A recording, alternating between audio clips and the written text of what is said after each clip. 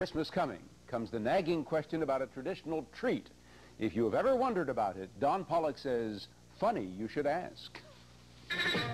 The holiday season is traditionally a time of confectionery marvels, perhaps the most notable of which are those that add the yearly peppermint striped accent to our celebrations. Candy canes, a source not only of seasonal delight, but the source of a confectionery mystery that raises a question in the minds of many people at this time of year, namely, how do they get the stripes on these things? Now that I don't know. I don't know.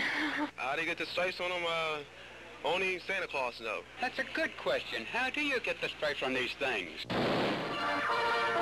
Honey, you should ask. Well, the answer is a family secret that has been handed down in the Giambri family candy business for nearly 75 years, which is the amount of time they've been cranking out candy canes from their Clementon, New Jersey headquarters, every batch of which starts out looking like this. A 65-pound blob of hot sugar and corn syrup that's slowly cooled and kneaded until it's the consistency of a catcher's mitt. After the flavor's mixed in, you cut the batch in half. You color one half.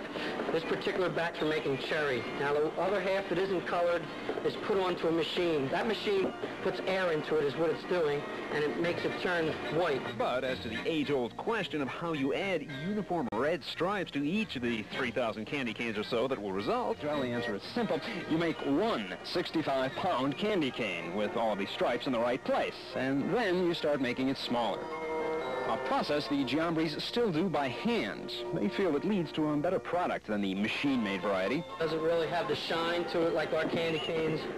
The twist isn't as even, just a lot better quality, okay, when you make an item like this. The Giambris are one of only a few candy makers left who still make canes by hand, but it enables them to make products like candy cane picnic baskets, candy cane pretzels, candy cane teacups and saucers. All in all, the types of candy canes that won't fail to satisfy even the most ravenous sweet tooth on Christmas morning, and which, of course, leads to what is perhaps the most bewildering holiday mystery of all. How are you supposed to get the plastic off of these things? I'm Don Pollack, Channel 6 Action News.